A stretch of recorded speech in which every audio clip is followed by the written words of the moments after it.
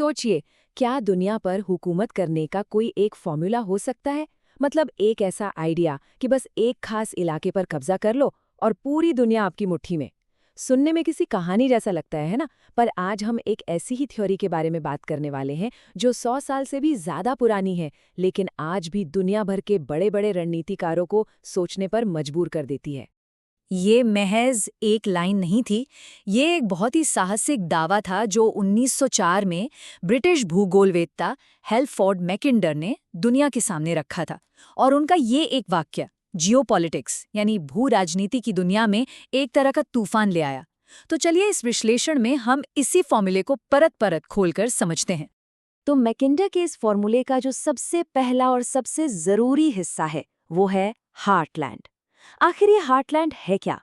दुनिया के नक्शे पर ये कहाँ पड़ता है? और ऐसा क्या खास है इसमें कि इसे इतना ज्यादा अहम माना गया? चलिए पता लगाते हैं।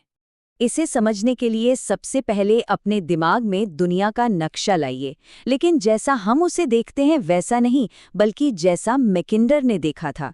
उन्होंने 3 महाद्वीप यूरोप, एशिया और अफ्रीका, इन तीनों को मिलाकर एक बहुत बड़े जमीनी टुकड़े की तरह देखा और उसे नाम दिया वर्ल्ड आइलैंड। ये दुनिया का सबसे बड़ा भूभाग है जहां दुनिया की ज्यादातर आबादी रहती है और बेशुमार कुदरती संसाधन भी मौजूद हैं। अच्छा, अब इसी विशाल वर्ल्ड आइलैंड के ठीक बीचों बीच, मतलब इसके दिल में जो इलाका है वही है हार्टलैंड। मैकिंडर ने इसे पिवट एरिया भी कहा, मतलब एक ऐसी धुरी जिसके चारों ओर दुनिया की पूरी राजनीति घूमती है। अगर आज के नक्शे पर देखें तो इसमें रूस का एक बहुत बड़ा हिस्सा, खासतौर पर साइबेरिया, साथ में सेंट्रल एशिया के देश और पूर्वी यूरोप का इलाका शामिल है। और फिर इस हार्टलैंड को चारों तरफ से एक और इलाका घेरता है। मैकिंडर ने उसे नाम दिया आउटर क्रीसेंट या रिमलैंड। अब इसमें कौन कौन आता है? इसमें आते हैं पश्चिमी यूरोप, मिडल ईस्ट, भारत और चीन जैसे देश।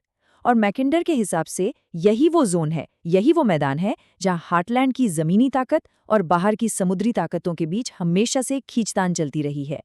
तो अब सवाल ये उठता है कि मैकिंडर को ऐसा क्यों लगा कि यही एक जमीन से घिरा हुआ इलाका पूरी दुनिया को कंट्रोल करने की चाबी हो सकता है? आखिर उनके इस तर्क के पीछे की वजह क्या थी? देखिए, हार्टलैंड को एक तरह का कुदरती किला समझिए। जरा सोचिए, इसके उत्तर में आर्कटिक की जमी हुई बर्फ की दीवार है, तो दक्षिण में हिमालय जैसे ऊंचे ऊंचे पहाड़ खड़े हैं। कोई कैसे आएगा? उस जमाने की जो सबसे बड़ी समुद्री ताकत थी, जैसे कि ब्रिटेन की रॉयल नेवी, वो भी इस पर सीधा हमला नहीं कर सकती थी, क्योंकि ये चारों तरफ से जमीन से घिरा था। ऊपर से ये इलाका मिनरल्स, एनर्जी और खेती की जमीन जैसे संसाधनों से भरा पड़ा था। मतलब ये एक ऐसा सेफ और पावरफुल बेस था जहां से कोई भी ताकत निकलकर पूरी दुनिया पर अपना दबदबा कायम कर सकती थी। लेकिन जैसा कि होता है हर बड़े सिद्धांत की तरह ही, हार्टलैंड थ्योरी पर भी वक्त के साथ कई गंभीर सवाल उठाए गए। खासकर 20वीं सदी में टेक्नोलॉजी ने जो करवट ली, उसने मैकिंडर के कई तर्कों को सीधी चुनौती दे दी। तो आइए अब जरा इसकी कमियों पर भी नजर डालते हैं। सबसे बड़ा गेम चेंजर साबित हुई एयर पावर। हवाई जहाजों के आने से बर्फ की दीवारें और ऊंचे पहाड़ उतने बड़े बैरियर नहीं रह गए। हार्टलैंड अब आसमान से महफूज नहीं था।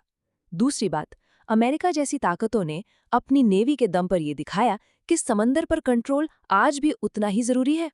और सच तो ये है कि आज की दुनिया में, जहां इकोनॉमी, टेक्नोलॉजी और इंटरनेट सब एक दूसरे से जुड़े हुए हैं, ये सोचना कि कोई एक इलाका पूरी दुनिया पर राज कर सकता है, ये पूरी ग्लोबल पॉलिटिक्स को कुछ ज्यादा ही आसान बना देना है। तो इन सारी आलोचनाओं का मतलब क्या ये है कि हार्टलैंड थियरी अब किसी काम की नहीं रही? क्या ये पुरानी हो चुकी है? जी नहीं, बिल्कुल नहीं।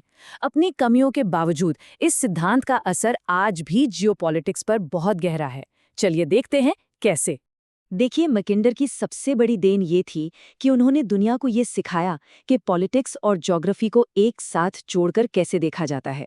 और यहीं से जियोपॉलिटिक्स की नींव पड़ी। उन्होंने ये बात स्थापित कर दी कि किसी देश की जमीन, उसकी लोकेशन, उसके पहाड़, नदियां और समंदर, ये सब उसकी ताकत और उसकी विदेश नीति पर बहुत गहरा असर डालते हैं। ये थियरी आज भी रूस जैसी बड़ी जमीनी ताकतों की सोच को समझने के लिए एक बहुत जरूरी फ्रेमवर्क है। अगर आप देखें तो कोल्ड वॉर भी एक तरह से हार्टलैंड यानी सोवियत संघ और रिमलैंड यानी नेटो देशों के बीच का ही संघर्ष था।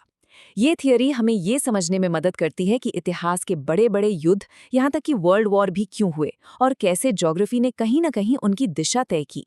तो हम इस पूरे विश्लेषण को इसी एक अहम सवाल के साथ खत्म करते हैं।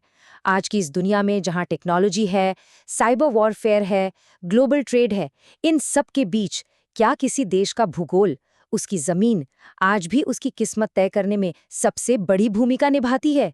इस पर सोचिएगा जरूर।